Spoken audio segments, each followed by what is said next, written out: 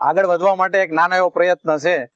હીરા છોડીને કંઈક આગળ કરવું છે, એના માટે એક નાનો એવો પ્રયાસ આપણે કર્યો છે. આ છે સુરતના રત્ન કલાકાર હિતેશભાઈ કે જે સવારે 8 થી તે સાંજના 6 સાડા 6 વાગ્યા સુધી ડાયમંડમાં વર્ક કરે છે અને સાંજે 7 થી તે રાતના 10 વાગ્યા સુધી પોતાના વ્યવસાયને સેટઅપ કરવા માટે પ્રયાસ કરે છે. મને તો મજા આવી મિત્રો, તમને પણ મજા આવશે. તો ચાલો હિતેશભાઈને રૂબરૂ મળીએ. આગળ વધવા માટે એક નાનો એવો પ્રયત્ન છે. હીરા છોડીને કંઈક આગળ કરવું છે, એના માટે એક નાનો એવો પ્રયાસ આપણે કર્યો છે.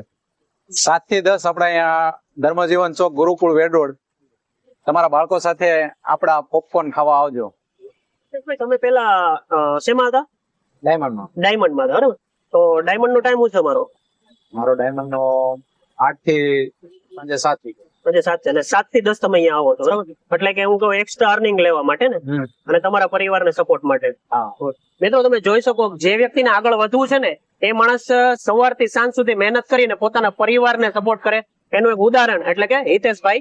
તો તમને એક રિક્વેસ્ટ છે કે તમે તમારા સંતાન સાથે હિતેશભાઈની પોપકોર્ન ખાવા માટે જરૂર પધારજો.